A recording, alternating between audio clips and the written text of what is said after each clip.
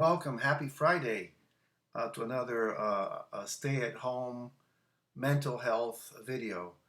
I used to call this the COVID vlog, but somebody I know said I stopped watching your videos because you talked about the COVID thing too much, and I don't want to hear it. Okay, so let's since I have so few watchers, I guess I'll skip talking about this, except for one little quick parenthesis. Today, I was saddened to learn that my favorite Mexican grocery store, the one I talked about here all the time, turns out that some relative of theirs, because it's a family operation, right? They're all like cousins and brothers and sisters, and somebody in their family was hospitalized, and of course, since they had contact with this person, they will have to self isolate, and the store will be closed for 2 weeks. So basically, learning that, I basically stocked up from everything I could from there. You have no idea how hard it was walk because here in Staten Island it's very hilly. So I live on top of a hill, almost on top of something called Fort Hill, and to carry all these grocery bags, since I refuse to take taxis, it becomes really hard to do it. But I was walking, taking breaks, and it took me like almost like half an hour to walk back with all this stuff. But well, to their health, I hope they everybody is okay at the end, and they come back, and I can buy groceries at my favorite store again. Uh, well, since they're not talking about the virus today. I'm going to reminisce a little bit here about my first trip to Poland. Right? As you know, my wife Renata is from Poland, and our first trip there was almost exactly 10 years ago, and it was in September of 2010 to be exact, and uh, and we went separately because her vacation time started a couple days earlier than mine. So she went, I think, on a Wednesday or a Tuesday, I can't remember. And I went on Friday night. And I landed in Paris 3 hours late because the flight was delayed from JFK. Ended up stuck in Paris for 24 hours. Although it could be worse place in the world to be stuck in. So I kind of like took in the city. I went to Notre Dame. I went to Shakespeare and Company. I just stayed around the Fifth Arrondissement. I saw the Latin Quarter, found this Argentinian bar and had a few drinks there, and then took the train back to the hotel. And next day, landed in Krakow. And when I got to Krakow, I called my wife on the phone, and she says, "Oh, when you get there's a tram. Now it's a little very different now, but at the time there was a little tram that you walk a couple of blocks, and the tram took you to the city center. And so she says, "Oh, just say Proszę Kraków Główny." These words are still in my head to this day. And so I was repeating in my head, Proszę Kraków Główny, Proszę Kraków Główny. So I got to the tram station and I look at the thing. I buy my ticket, and there's this blonde lady standing there, and she, I mean, me being somebody who didn't know anything about Poland except things that I except from students of mine or actually from my wife. So I saw this blonde lady, and I thought, oh, she must be Polish, blonde, blue eyes, right? Horrible stereotype. I admit, I'll be the first to admit.